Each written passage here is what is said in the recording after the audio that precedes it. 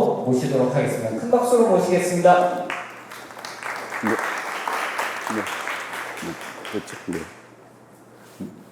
네, 늦은 시간까지 이렇게 자리를 지켜주시고, 저는 이전에 이제 그 야놀자 대표님 이야기하셨고, 앞에 이제 그 지금 창업하고 계시는 분, 그러니까 다들 이제 경영 쪽이신데 제 백그라운드는 엔지니어 백그라운드입니다. 예전에 이제 LG전자에 오래 있었고, 하이닉스에서 데이터 사이언스를 했었고, LG전자에서 여러분 뭐 TV, LG TV 보시면 웹OS 있을 거예요 아마. 그래서 웹OS 도입할 때 저희 아키텍트로 일을 했었고요. 하이닉스에서는 이제 그 데이터 사이언스 조직을 만들어서 제가 나올 때 한 150명 정도까지 팀을 만들고 나왔습니다. 제가 오늘 말씀드리고자 하는 거는 크게는 이제 2025년도 지금 현재 그 AI가 어떻게 되고 있는지에 대한 주요한 주제 5가지 좀 말씀드리고, 이 AI에서 스타트업의 역할이 중요하다. 그리고 최근에 이제 뭐 우리 뭐 100조 투자하고 하는 그 정책의 흐름들, 그리고 예전에 지난 한 몇 주 전에 이제 LG전자에서 소프트웨어 관련해서 그 강연을 한번 한 적이 있었는데, 소프트웨어는 이 다른 영역보다 훨씬 빨리 AI가 들어와 있고 이미 그 조직의 업무 전환이 이루어지고 있어서, 그럼 그 앞으로 그 AI를 통해서 세상이 어떻게 바뀌어 나갈까? 뭐 그 이야기를 좀 드리도록 하겠습니다. 5가지 주제 중에 처음은 그 최근에 이제 그 구글이 6월달에 발표를 했었죠. 구글 I/O 2025에서.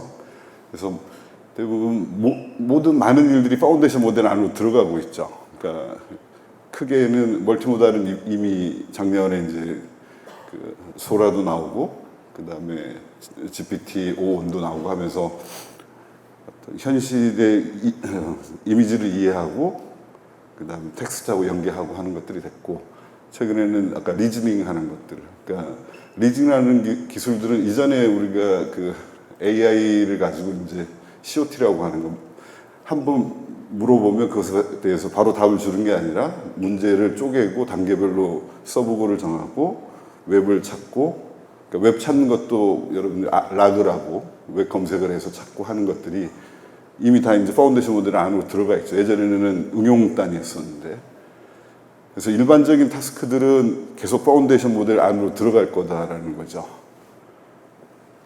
이전에 이제 저 멀티모달이 나왔었을 때 이미지고요. 이렇게. 두 번째는 그러니까 에이전트하고 피지컬 AI 이야기 하잖아요. 저 이야기는 AI가 실제 액션까지 하는 걸 이야기하죠. 그러니까 에이전트라고 하는 거는 이제 2가지 의미로 해석이 되는데, 하나는 사람을 대신하는 거, 그 다음에 또 하나는 에이전트 워크플로우라고 해서 일을 단계로 쪼개고 각각의 일을 요약을 하고 결과를 보고하는 형태로 일을 쪼개서 하는 것들. 그래서 요새 아까도 뭐 야놀자 대표님이 이야기하셨듯이 에이전트가 대세인 거고요. 그래서 요새 뭐 MCP라든가 A2A 이야기를 하죠.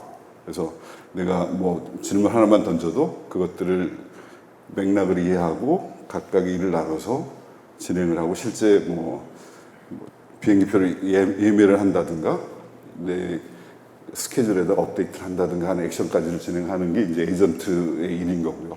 이 디지털 세상에서는 그런 기술들이 이제 이미 적용되고 있고 계속 확산이 될 거고, 그게 이제 로봇까지 연결되는 게 이제 피지컬 AI인 거죠.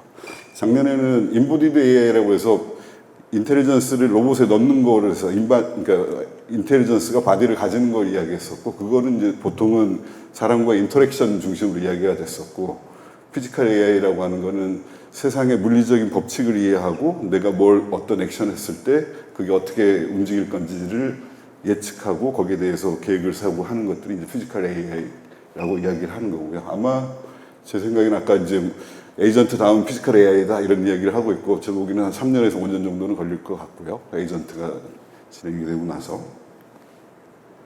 그 다음에 올해 초에 딥시크 나왔었잖아요. 그러면서 1,000억 대의 학습 비용이 이제 100억 대로 한 10분의 1이 줄어든 거죠. 그러니까 저도 작년에는 이제 저는 파운데이션 모델 이야기를 할 때 아, 저거는 우리 미국하고 친하게 지내면 된다 이렇게 생각을 했었는데 올해부터는 아, 우리도 해볼 수 있다는 그런 상황이 된 거고 그래서 이제 뒤에도 이야기 드리겠지만 지금 최근에 이제 국가에서도 5개 팀을 뽑아서 그 파운데이션 모델을 만드는 것들을 지원하겠다 이렇게 돼 있는 거고요.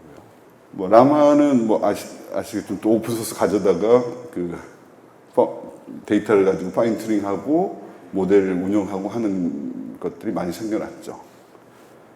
그래서 메타가 라마를 하는 이유는 뭘까? 뭐 이런 것들은 좀 고민해 볼 필요는 있을 것 같아요. 메타의 비즈니스 모델의 그게 파운데이션 모델이 어떤 역할을 하는지가 좀 불명한 거니까요. 최근에는 또 그런 AI 엔지니어를 뽑기 위해서 기업을 사고 그 기업의 투자 회사도 사고 뭐 이런 일들을 하고 있는 걸로 알고 있습니다. 그 다음에 주로는 우리 AI 스타트업들이 하는 일들이 애플리케이션 단에서 일을 하는 거죠. 크게는 이제 AI 응용이 LLM API를 써서 하는 것들이고, 저희 허브에도 이제 이런 그 응용 기술들을 가지고 스타트업을 하는 기업들이 많이 있고요. 저희 기업 중에 하나, 스테디썸이라는 회사는 파운데이션 모델을 하고 있습니다. 한국형 파운데이션 모델을 하고 있고, 뭐 이번에 거기 국가 파운데이션 모델 사업에도 이제 어플라이 할 것으로 예상이 되고 있고요. 크게는 이제 응용 기술 중에 뭐 라그라든가 아니면 체인 오브 소트라든가 아니면 에이전트 워크플로우, 뭐 벡터 DB 뭐 이런 얘기들을 하죠. 그런 기술들을 가지고 응용들을 하는 거니까요. 그 다음에 이제 5번째는 온디바이스 AI인 거고요. 뭐 드론에 탑재 인터넷이 끊기더라도 자체적으로 뭔가 자율적인 경영을 하려면 온디바이스 AI가 돼야 되는 거고, 사실은 여기도 지금 아까 이제 에이전트하고 결합이 되면 사실 온디바이스에는 개인 정보들이 다 있는 거잖아요. 폰에 뭐 통화 기록이라든가 뭐 파일 시스템이라든가 메일 시스템이라든가 그런 것들이 MCP로 제공이 된다면 자체적으로 그 정보를 액세스해서 아까 초개인화까지 갈 수 있는 그런 기술적인 기반이 될 거고요. 애플 인텔리전스는 뭐 작년부터 계속 뭐 하긴 했지만 올해도 그 행사 다음날 주가가 떨어진 걸 보면 아직까지 온디바이스는 좀 하드웨어적인 문제들 뭐 이런 것들 해결이 돼야지 올 것 같고요. 그래서 한 5가지 정도로 아마 올해 AI 기술들의 주요한 주제들을 좀 이야기를 드렸습니다. 네. 그래서 사실은 이제 크게는 저희가 스타트업이 도전해 볼 수 있는 시장은 아까 파운데이션 모델 시장, 그리고 이제 산업별로 AI 응용 시장 이렇게 2군데로 볼 수가 있겠죠. 그래서 2개로 볼 수가 있고, 아까 파운데이션 쪽에는 아까 에이전틱 AI라든가 피지컬 AI라든가 하는 부분들을 해야 될 거고, 사실은 대부분은 이제 문제 해결하고 도메인에서의 그 도메인 데이터를 가지고 각각의 응용들을 만들고 서비스를 해주는 그런 문제 해결은 스타트업이 될 거라고 생각이 됩니다. 네. 그리고 대부분의 이제 저희 기업들도 그런 이런 응용 시장에 지금 있고요. 그래서 사실은 이제 기존의 어떤 대기업들도 분명히 이제 할 수 있는데, 우리나라의 어떤 시장에 되게 스타트업들이 지금은 그 일하기 힘든 시장인 것 같아요, 외국에 비해서. 왜냐하면 대기업들은 어떤 큰 정부에서 이야기하는 큰 프로젝트에 들어가서 자기 내부의 기술이 없더라도 본인이 사람을 키워서 할 수 있는 그런 상태라서. 하지만 이제 스타트업이 가진 장점이라고 보면 사실은 내가 가진 비즈니스가 없으니까 전면 도전을 할 수가 있고, 또 리스크를 감수하고 실패를 할 수 있고요. 대기업은 실패하면 안 되죠. 뭔가 프로젝트를 했을 때.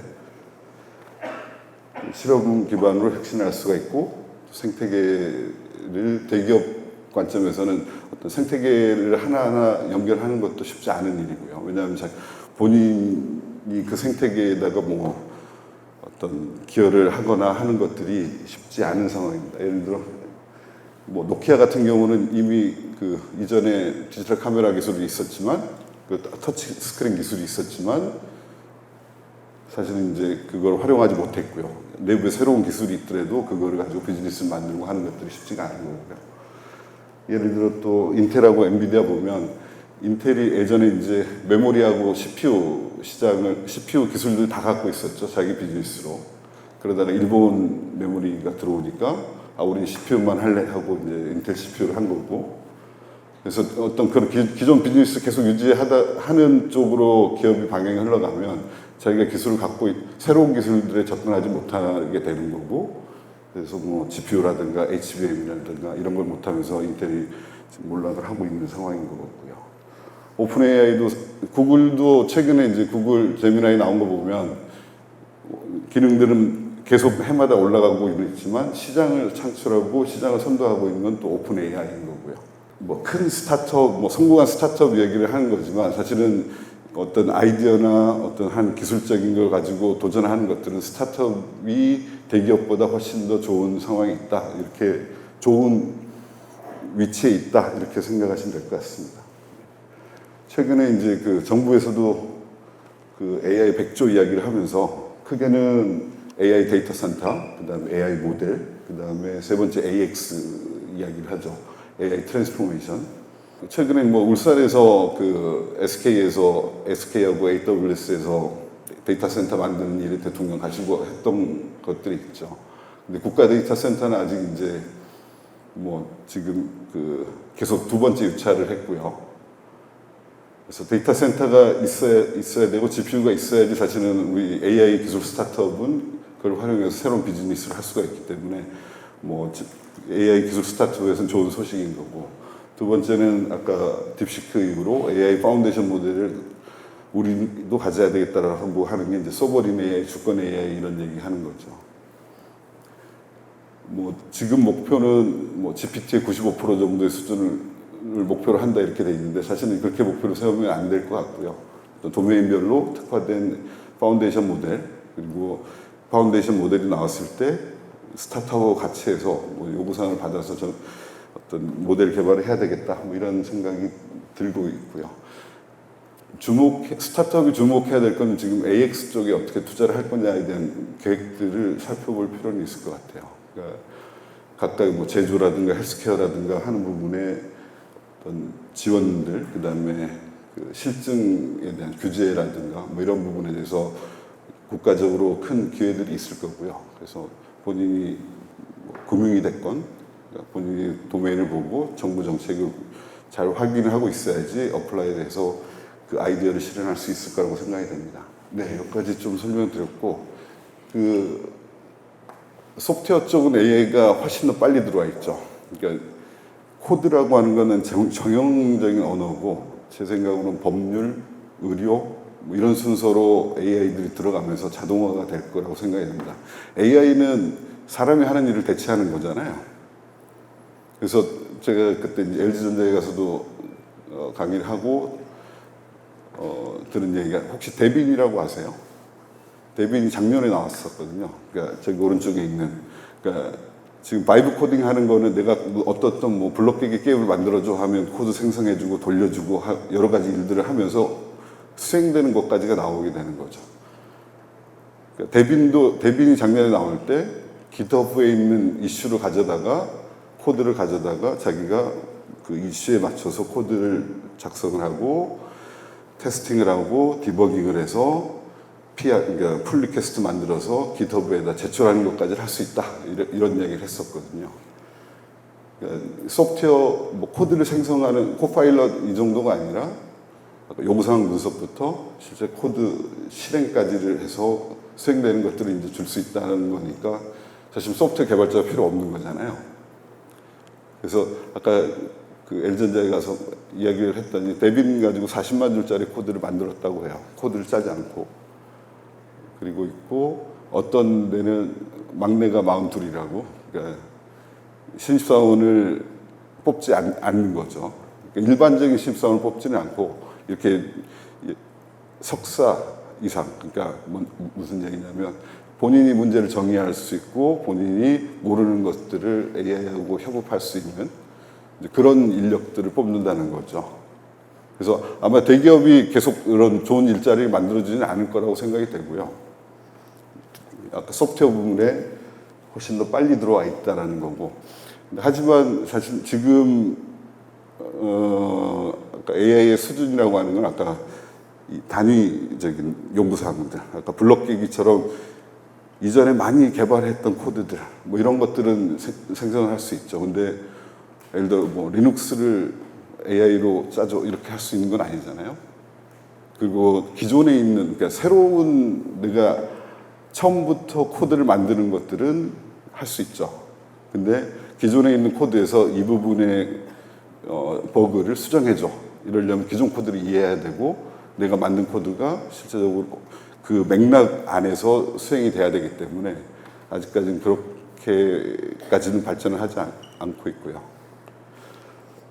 그래서 이게 마지막 장인데요. 사실은 AI 제가 GPT가 한 2, 3년 전에 나왔을 때 이제 주니어들은 어떻게 배우지? 이런 고민을 했었어요. 그러니까 왜냐하면 예전에는 회사에 들어가면 그 위에 있는 시니어가 일을 쪼개서 주고 내가 이렇게 해가면 검토해주고 그러면서 하나씩 둘씩 배우면서 그 다음에 승진하고 뭐 이런 것들이 일반적이었었죠. 그래서 근데 지금은 시니어들이 자기가 문제를 생각을 하게 되면 GPT나 AI한테 시켜서 코드를 보고 내가 리뷰하고 일부분만 수정해서 그냥 오케이 하고 넘길 수가 있는 거죠. 굳이 내가 일을 만들어서 나눠줄 필요가 없게 된 거죠. 그래서 주니어는 어떻게 배우지? 이런 생각을 했었고요. 근데 최근에 와서는 좀 생각이 좀 달라졌어요. 그러니까 이제 주니어들도 탑다운으로 배워야 되겠다 이런 생각이 들었어요. 그러니까 무슨 얘기냐면 일을 나눠준 일을 하나씩 하고 남한테 이렇게 하는 것들이 아니라 처음부터 문제를 정의를 하고 내가 풀고자 하는 문제를 정의하고 그거에서 모르는 문제가 있으면 AI한테 물어서 그때그때 하나씩 배워가면서 그걸 채워나가는 식으로 이제는 배워야 되겠구나 이런 생각이 들었고 아마 교육 과정에서도 그렇게 반영이 될 거라고 생각이 됩니다. 그래서 저는 오늘 이제 이 자리에 오면서 그런 생각을 했어요. 그래서 창업이라는 게 그런 탑다운으로 배우는 가장 좋은 기회겠구나 이런 생각을 했고 아까도 말씀드렸지만 대기업에 들어가서 어떤 특정한 부분의 일을 배우고 하나씩 넓혀가는 식으로는 앞으로는 그렇게 성장하지 않겠구나 이런 생각을 했습니다. 그래서 여러분들이 이 창업이라고 하는 것 앞으로 AI 시대가 되면 아까 뭐 엊그저께 그 뭐 뉴스에도 나왔지만 1인 창업을 해서 코드를 이렇게 해서 몇천억에 자기 기업을 팔고 하는 케이스들도 생기는 거죠. 그러니까 본인이 할 수 있는 일들이 훨씬 더 많아진 거고 그래서 AI 기술, 아까 이제 AI 기술적인 것들이 중요하지 않다 뭐 이런 얘기를 했었는데 사실은 내가 문제를 이해하고 내가 질문을 던지는 능력이 중요하고요. 그러려면 기술적인 게 필요하고 그 다음에 내가 지금 이게 아니라고 생각하면 다른 쪽으로 피벗을 할 때도 내가 기술을 알아야지 피벗을 할 수가 있는 거죠. 그래서 아까 이제 뭐 아까 5가지 현재 주제에 대해서 잠깐 말씀드렸는데 AI가 지금 할 수 있는 일의 수준이 어떻게 돼가고 어떻게 발전하고 있는지를 이해를 하고 지금 해보고 그 다음에 기술적인 발전에 어차피 기술 스타트업이라고 하는 기술 베이스로 기술에 따라서 가는 거고요. 아까처럼 말씀드렸듯이 아주 일반적인 기능들은 다 파운데이션 모델 안으로 들어가고 있는 상황이고 그렇다면 아까 이 AX 그러니까 기존의 지금 뭐 이전에 디지털 트랜스포메이션 많이 이야기를 했지만 아직도 데이터 기반으로 의사결정하지 못하는 기업들이 많이 있고요. 그거를 AI로 전환을 하는 것들도 검토를 많이 해보시면 좋겠고 저희 서울 AI 허브에서 그런 AI 트랜스포메이션 과제를 하는데 첫 번째 그 평가 기준이 그 기업을 완전 무인화라고 가정하고 가장 바틀렉이 되는 부분이 어디냐를 정의해서 그 부분을 POC를 하는 것들을 저희가 지원하겠다 이런 얘기를 하고 있거든요. 앞으로는 AI가 세상에 많이 확산이 되고 적용이 될 거고 그거는 아까도 말씀드렸듯이 사람을 대체하는 거고 사람은 책임질 수 있는 부분 그 다음에 사람이 의사결정을 해야 되는 부분 그리고 AI가 이해하지 못하는 맥락들을 알고 있는 사람 이 사람들이 계속 어떤 좀 더 큰 일, 많은 일들을 하게 될 거다라는 생각을 해봤습니다. 네, 여기까지 들어주셔서 감사합니다. 네, 감사합니다. 그러면 이어서 바로 질의응답 진행하도록 하겠습니다. 몇 년 사이에 엄청 많이 바꾸게 되고 특히나 개발자 친구들이 들으면 추격받을 내용들을 많이 들었던 것 같습니다. 네. 물론 이제 저는 이제 팀을 이끄는 대표로서 발전을 좀 확장을 해봤는데요. 센터장님이 보시기에는 지금 AI가 사람을 대체한다고 하셨습니다. 저도 동의하는 바인데요. 앞으로 거의 모든 개발자들이 AI에 대체된다면 이것만큼은 AI가 대체할 수 없는 개발 영역이 있을 수 있을까요?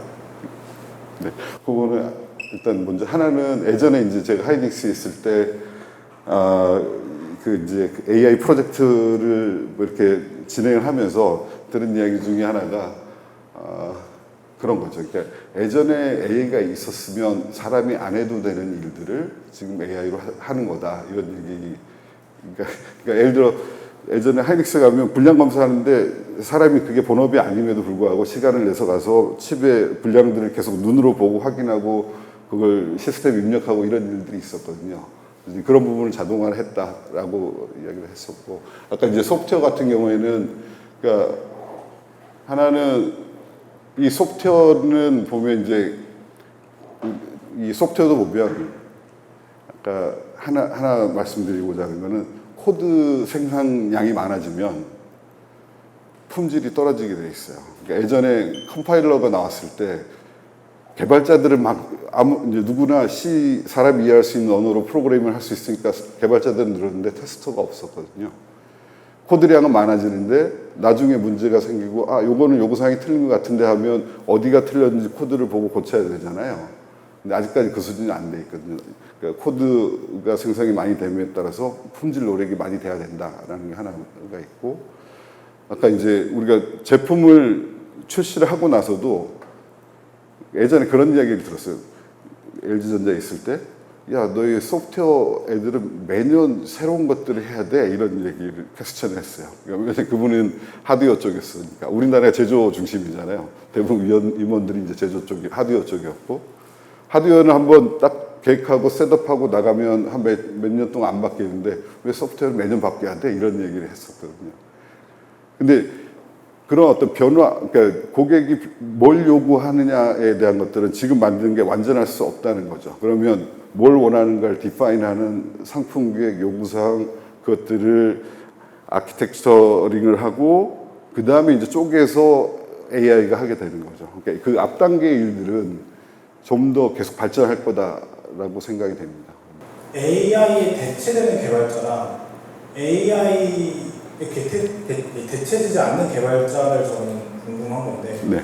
제 생각에는 AI에 대체되는 개발자는 결국 단순한 코딩이나 단순 작업들을 하는 업무를 담당하는 애들이고, AI에 대체되지 않는 애들은 오히려 AI를 잘 사용하는 개발자들만 남을 거라고 생각이 듭니다. 네. 이거는 좀 옳은 접근일까요? 아니면 제가 놓치는 게 있을까요? 그 AI도 사실 아까 기술적인 거 이야기하잖아요. 저는 그러니까 도메인이라고 생각이 돼요. 그러니까 예를 들어 내가 소프트웨어 개발하더라도 웹 개발도 하고 제조 쪽에 가서 뭐 IT 개발도 하고 그 도메인의 그 전체적인 맥락을 아는 사람이 살아남는 거지. 그러니까 요새는 AI 커뮤니케이션 하는 게 지금 세만틱하게 말로 커뮤니케이션 하지 뭐 기술적으로 커뮤니케이션 하는 게 아니잖아요. 그리고 이미 어떤 지식화가 돼 있는 정보들은 내가 이야기하면 그 부분은 다 이해해서 결과를 만들어 주니까. 네.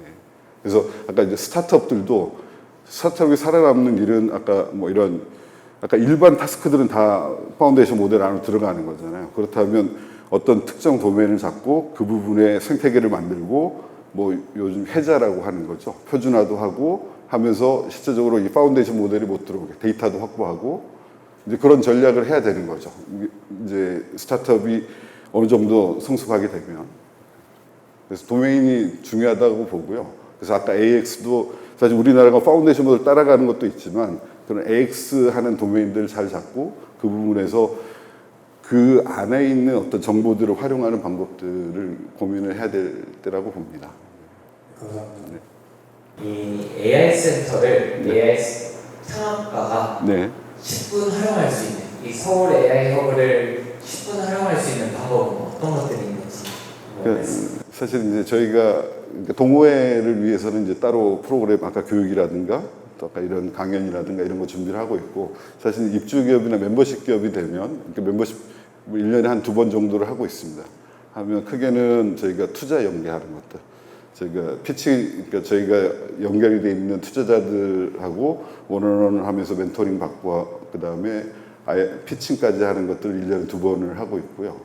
그 다음에 기업 연계하는 것들 저희가 뭐 교보생명이라든가 삼성생명 그 다음에 네이버 클라우드 이런 기업들하고 기업의 용상을 받아서 저희 기업들을 연결을 시켜주는 그런 기업 연계하는 것들 그 다음에 저희가 AI 플러스 X라고 해서 교육하는 것들이 있어요. AI 플러스 로봇, AI 플러스 헬스케어 올해는 이제 AI 플러스 제조까지를 하고 있는데 AI 강의하고 그게 각 도면에서 어떻게 활용되고 있는지 융합 과정으로 있고요. 그 다음에 창업 활성화가 있고 그 다음에 그리고 올해 이제 고성능 GPU 사업들을 하고 있고요. 그때 저희가 보면 프로젝트성으로 그러니까 이게 이 기업이 어떻게 기여가 되는지 이를 소명을 하면 그리고 그걸 적용했을 때 어떤 결과가 나온지를 평가를 받아서 기업당 5천만 원씩 지원하는 바우처 형태로 제공하는 게 있고 그 다음에 아까 이제 AX를 하려고 하고 있습니다. AI 트랜스포메이션 하는데 저희 기업하고 수요 기업을 연결을 시켜줘서 그 수요 기업의 AI 전환을 지원해주는 뭐 그런 사업들도 지원하고 있고요. 다양한 사업들을 제공을 하고 있고 거기에 이제 어플라이를 할 수가 있으신 거죠. 그리고 아까 이제 저희가 한 100개 정도의 입주 지원을 하고 있고 아까 멤버십은 저희 아까 그 프로그램들을 같이 이제 제공받을 수가 있는 거고요. 네, 감사합니다. 네, 그러면 센터님 여기서 마무리 짓도록 하겠습니다. 네. 오늘 좋은 말씀해주신 센터님께 다시 한번 큰 박수 부탁드립니다. 네, 감사합니다. 네. 네.